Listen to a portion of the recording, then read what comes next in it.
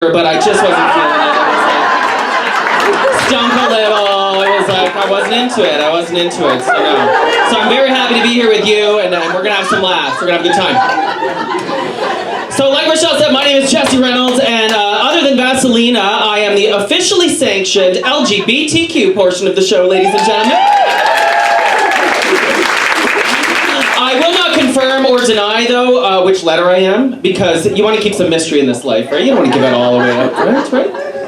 If you are curious which letter I am, just sing the goddamn alphabet and you'll hit it somewhere in there, because, oh, it's a bit much now, right? And I can critique, because it's my people, but we're adding numbers now, we're adding symbols, like, you gotta draw the line. And I have an idea how to shorten it up. You want to hear it? Well, I'm gonna tell you anyway. Oh, thank you. Thank you for being on board anyway.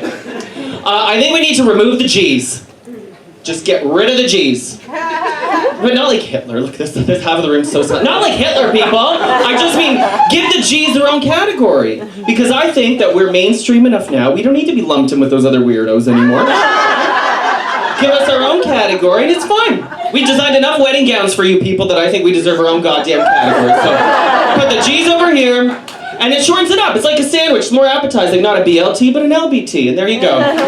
Bob's your uncle. That's what we should do. That's what we should do. I do realize I just outed which letter I am, didn't I? Spoiler alert, I'm a G. Proud member of the G's. I've been a G my entire life, actually. And can you really blame me? You ever looked at a vagina? like really looked at a vagina? Because whenever I do, I see one of two things. Either looks like a hairy axe wound.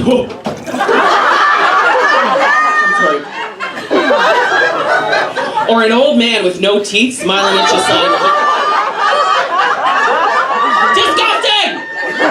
And those are both things I want to stay far, far away from, so definitely I'm a G. I'm a gold star G, in fact, and if you don't know what that means, Google it, but yeah. I'm so gay, in fact, that Disney princesses want to be me when they grow up, so. You know, there's this big debate, is it something that, you know, is nurtured into you, or is it nature, you're born with it? And it's like the Lady Gaga song, You're Born That Way, and you are, yes, thank you. You a big Gaga fan, or are you lesbian? Both. Don't answer that, it's fine. But I have memories of being in the womb, and taking one look around and thinking, my God, can we get some drapery in here or something? Because 9 months of this, sweetheart, with my skin tone, it ain't gonna fly. It's not. I'm more of a winter than a placenta, quite frankly, in the summer. Yeah. And I was definitely gay before it was trendy, because now we're cool. But I wasn't always that way. And I remember being gay back when people would call you the F word all the time. And they would do this hand thing whenever they talk about gay people, right? Okay, it was just yesterday, but you know. I was gay even before that. And the reason I like to talk about it on stage so much is, as far as we've come, there's still a lot of homophobia out there, still a lot of discrimination, and if you are somebody that still feels uncomfortable around gay people, I'm looking at you, sir. I'm here to let you know that we're not that different from each other, and I'll give you an example. You put your pants on one leg at a time, I'll take your pants off one leg at a time. We're cut from the same cloth here. It's gonna be okay. It's all right. I do check a lot of boxes when it comes to gay stereotypes, though. I mean, just look at my hair. I shouldn't say that. My hairdresser's here tonight. Give it up for my hairdresser. Or hairdresser. It's not the 70s. You don't say hairdresser. Hairstylist. My boss. Thank you. Sorry. Hairdresser. I'm sexist too, apparently. Yeah. I don't know. But no, I do fit into a lot of gay stereotypes. Like, I was a gay drama student, or I was a drama student that happened to be gay. It wasn't a prerequisite, you understand? But I didn't always want to be in drama, it kind of chose me. And what I mean is, when I was in elementary school and the teacher said to me, hey Jesse, what do you want to study when you get older? I said, well, I really want to study science. And they were like, yeah, it's going to be drama for you.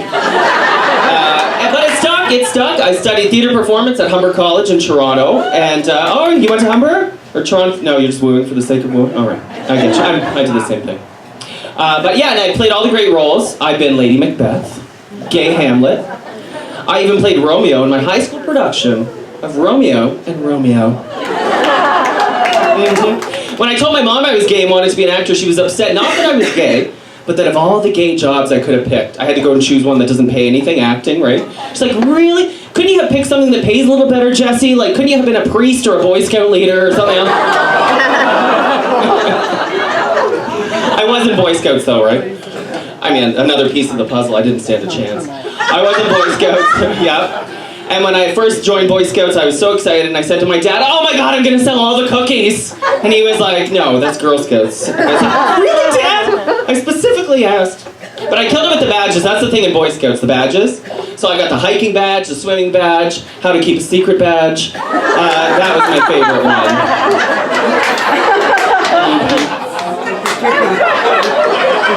And after Boy Scouts didn't work out the way my dad hoped, he wanted me to enlist in the Army or like the Navy or Sea Cadets or some crap, right? I know, disgusting, right? But at first I was on board with it because I was like, okay, in the Army. And then I realized that drill sergeant didn't mean what I had hoped it would mean. So I was not on board after that. And I couldn't choose Army or Navy, right? And when I went to the information session, I was like, well, what's the difference? And they said, in the Army, there's privates everywhere. And in the Navy, there's semen all over the place. And I was like, oh my God! Pick for me, Daddy. I can't. I just don't know.